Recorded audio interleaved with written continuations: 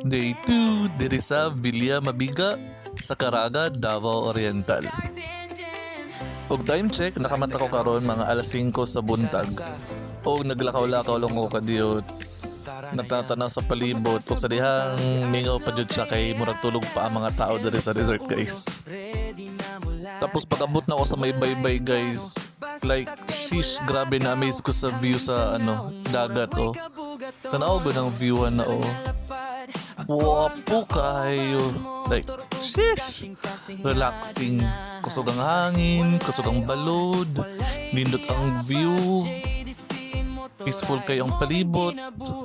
Like, makawala din siya sa stress. Morning, guys!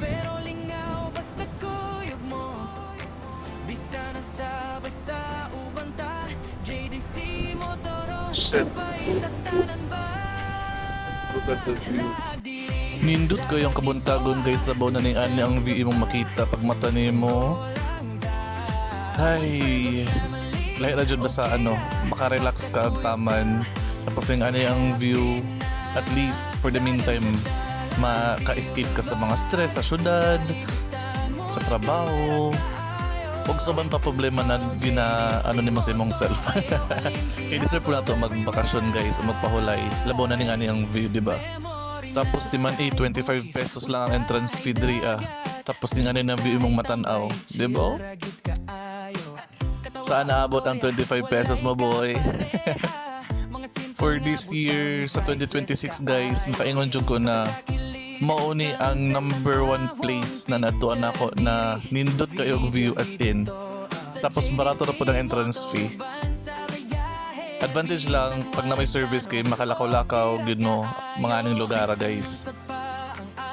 Ay mura problema unis ang gas, 'di ba? Tapos like worth it pang pud pag abuti mo diri kay 25 pesos, nindot ang view, barato ang rooms. Og like mo jud ang number 1 na place na akong natuan karong 2026, guys. Like sheesh, the best. Para karong 2026 na ako ang makaadto diri na ni aning lugar na barato ra, nindot og view ug maka-relax jud taman, guys. Ug karon mag-swimming sa ta, guys, kay para masulit na to ang giadto diri sa Villa Mabiga.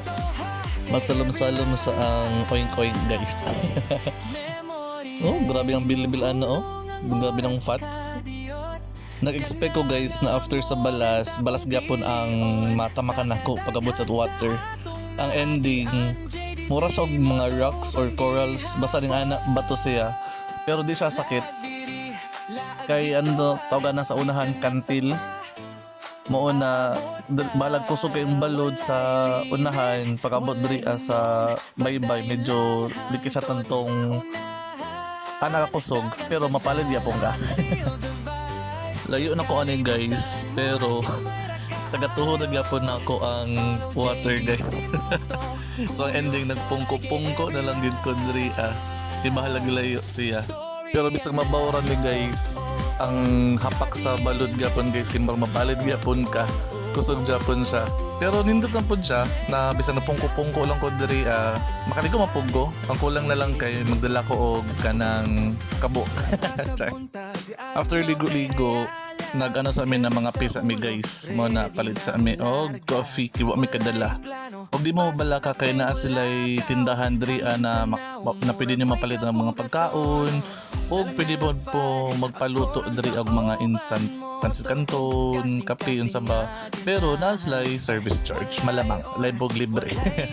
Og kung nangita mo barato na laaganan diri sa Caraga, Davao Oriental, guys, I highly recommended diri sa Villa Mabiga sa Caraga kay barato ra jud siya, labo na entrance fee, ang ilang rooms. Pero dapat magpa-book din mo daan, guys, kay paspas ma-book ang ilang kwarto diri, guys. So kung gusto mo diri magstay, magpa-book na mo daan kay para pag-abot nyo diri sa Villa Mabiga wala na mo yun na online, igora mo bayad o mag-relax. Pwede ra po ninyo i-PM ang ilang Facebook page, guys.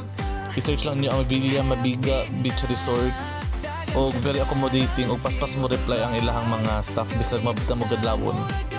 Mauna kung sa pa inyong giulat, guys, i-appeal na sa inyong bucket list na atuan ang Villa Mabiga Beach Resort pag naamo sa Caraga.